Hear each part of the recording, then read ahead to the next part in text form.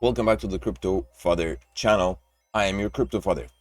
Before we get started with today's video, please remember that memberships are available on the channel. You can join memberships. There are 2 levels, and you can help support the channel and my efforts on the channel. Also, don't forget that if you'd like to join Charsus, you can get yourself $20 off on your membership right now if you follow the ref link below, submit the form, and start learning how to become a professional trader. You can join the group for free and start enjoying some of the perks that they have to offer for free. Get to know the community, and then later make a decision on whether you'd like to purchase the membership or not. In the group, you can scroll through all the winners and have a chat with all the people who make this group possible, as well as have a look at their fantastic, fabulous winnings. So that's something you can take care of or do before you actually start throwing money at the project and before you decide to drop the $200 on the membership, minus the $20, of course. I mean, the results speak for themselves. This you can do all for free. So head on over. I will post the ref link below, fill out the form, and just get to know the group and see what it's all about. Right now, let's have a look at the market on CoinMarketCap. Look at that. Fear and greed index is at 63. People are getting greedy.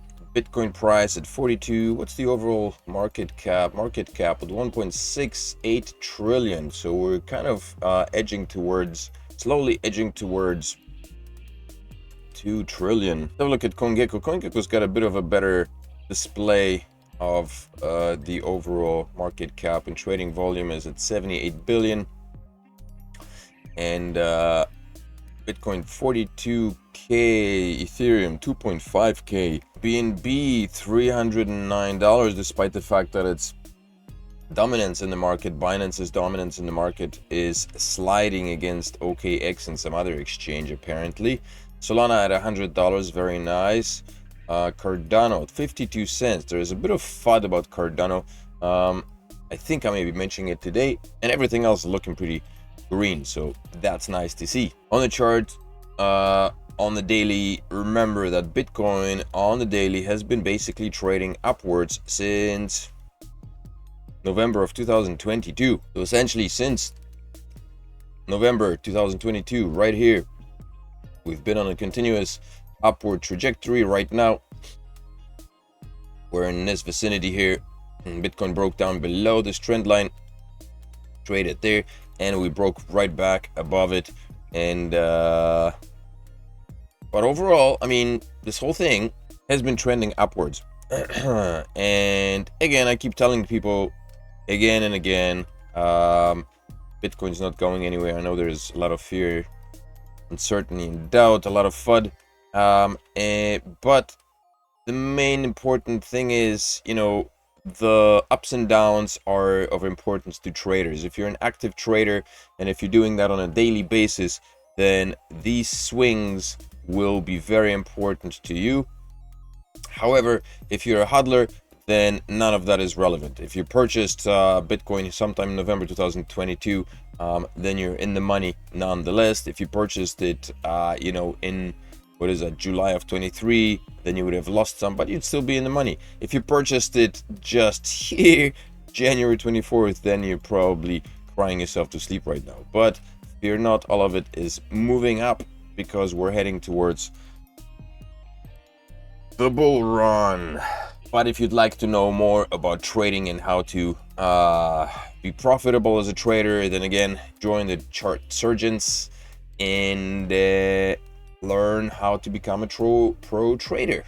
In the meantime, the ETFs have been approved, and VanEck is pulling a funky one. VanEck to close Bitcoin Strategy ETF 1 week after spot ETF approval. Now, this is a different ETF than the ones that are being that have been approved just recently by the SEC. The Strategy ETF will cease trading on January 30th due to a lack of investor interest in trading volume. This Strategic Futures ETF was launched in November 15, 2021. I don't know how many people actually talked about it.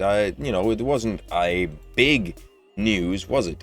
but maybe that was one of the driving forces towards the massive bull run of 2022. If that was the case, well then what can you expect from the present spot ETFs? According to Yahoo Finance data, XBTF averages 1.4 million in daily trading volume. That pales in comparison to the ProShares Bitcoin ETF, a competing product that dwarfed its all rivals for inflows and volume after being first to launch in October 2021. So there was another one that was launched in 2021. Two ETFs launched in 2021, but they didn't get as much, I think, press as the spot ETFs right now. Last week, VanEck was among the several fund managers to receive approval for its Bitcoin spot ETF product, which backs its shares with actual BTC. The futures ETFs don't actually need to hold Bitcoin, while the spot ETFs, the financial managers are required to have BTC on their books. Unlike the Bitcoin futures ETFs in 2021, all funds were provided a fair shake to accrue market share throughout a simultaneous launch. This time around, its VanEck Bitcoin Trust has landed near the middle of the pack for flows and volume, again accruing 51 million in volume and 17.9 million in flows over the first 3 days live. So there is a lot of money that's flowing into these ETFs, and like the article says here, the VanEck one is just in the middle. So BlackRock is probably getting most of the money inflow right now. Forecast says that Bitcoin ETFs break US $10 billion trading barrier. That's massive. $10 billion in spot Bitcoin ETFs being traded within the first week of the ETF being launched. Bitcoin spot exchange traded funds have collectively surpassed 10 billion in trading volume within 4 days of their launch, which means that there is an interest in these things, and people are, as expected, interested in these financial instruments. So despite the fact that Bitcoin has retraced a little bit, the interest is there and money is flowing in. So don't give in to the FUD. Introduction of spot Bitcoin ETFs has been a game changer for the industry, offering investors a regulated and accessible way to gain exposure to Bitcoin without the complexities of direct cryptocurrency ownership. That's the main thing. It's kind of like the bank, you know, most people have to worry about having the Bitcoin. We all hold our bags and we have to worry about where to put them, while the ETF allow people to have nights full of beautiful, colorful dreams. Not the sleepless nights of all the of a lot of the bag holders out there who have to worry about whether their Bitcoin is safe on exchanges, or, you know, if your wallet is getting hacked and all that stuff. So if you invest into a Bitcoin ETF, you don't have to worry about any of that. So a lot of people are wondering, I guess, why the Bitcoin price isn't flying off the shelves like expected. You know, everybody was expecting for the ETFs to be approved and Bitcoin price to be through the roof, and as well as the rest of the market. And Peter Schiff, known as his anti-cryptocurrency statements, expressed his opinion in his latest statement on why the Bitcoin price did not increase despite the approval of Bitcoin spot ETFs. Schiff cited fund outflows from Grayscale's GBTC product and the sum of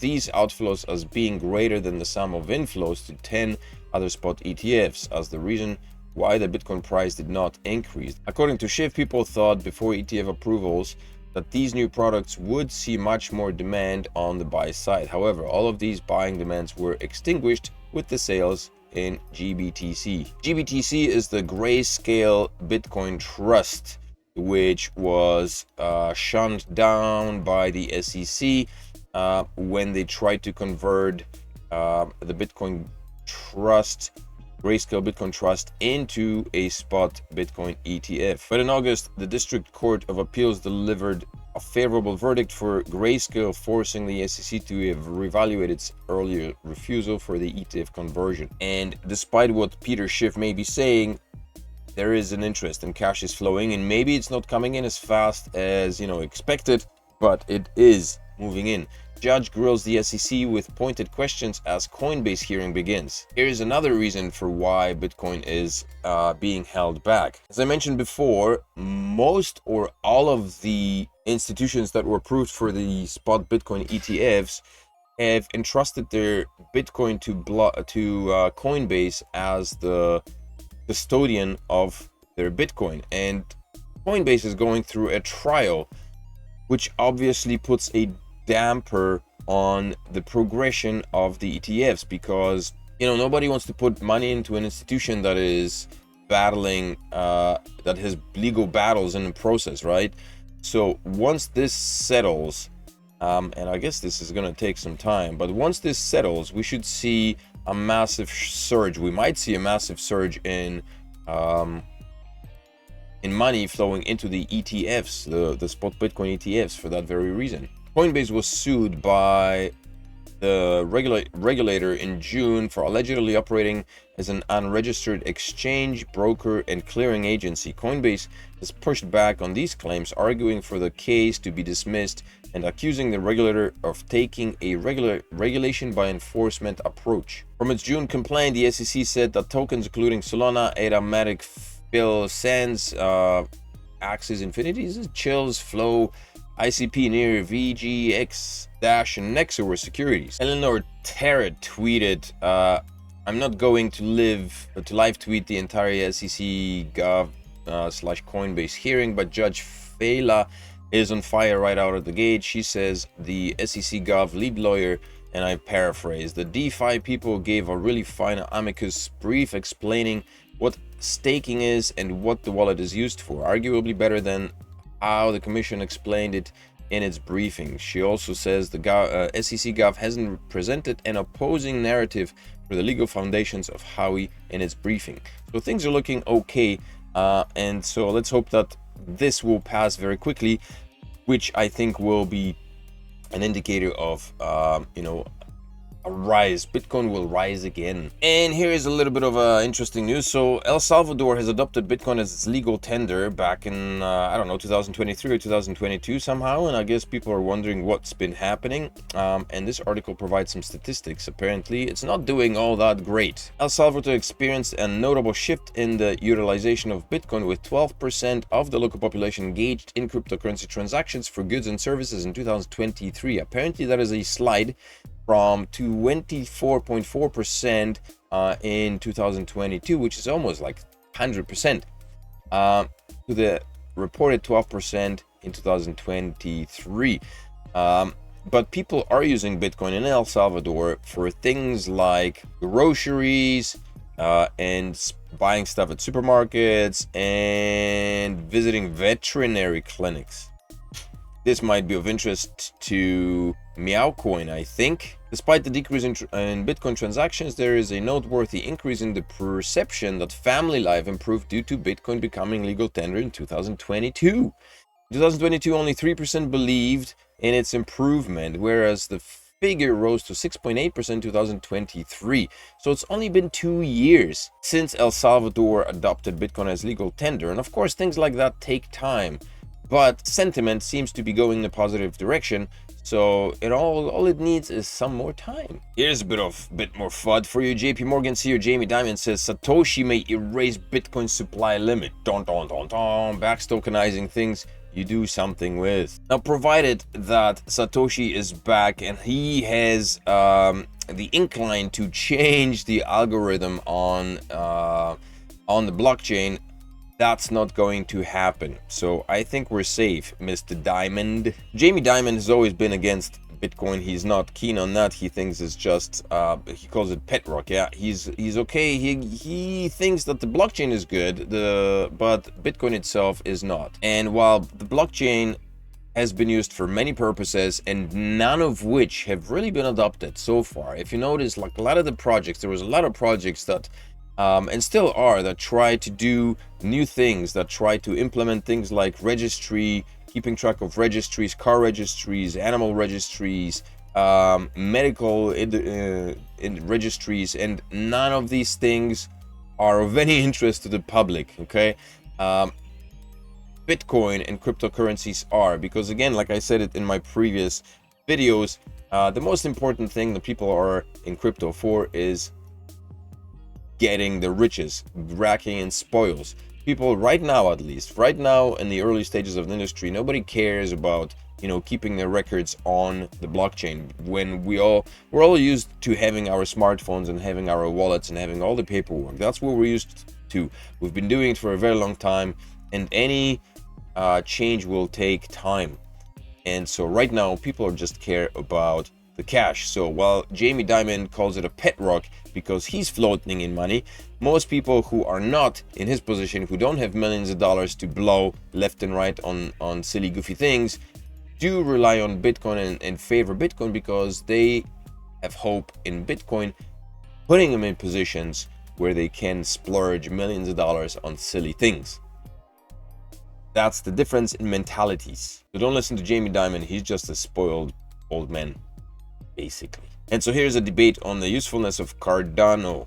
K33 Research apparently just released a paper saying that there isn't much movement on Cardano. The claim that they made was that the only use that Cardano, or the only thing that Cardano is being used for, is for trading tokens, for sending tokens in and off the exchanges, and there's not much other use cases that are, there are no other things that ADA is being implemented for outside of the trading scene. So they cite a lack of evidence of its use beyond exchange transfers. Analysts have also raised concerns about potential artificial activities by holders, casting doubt on the authenticity of ADA's market dynamics. A focal point of criticism is the limited presence of Cardano in the stablecoin market. So they're saying there is not enough stablecoins because stablecoins have been so trustworthy so far. Literally, right now I think there is the most used stablecoin is USDT.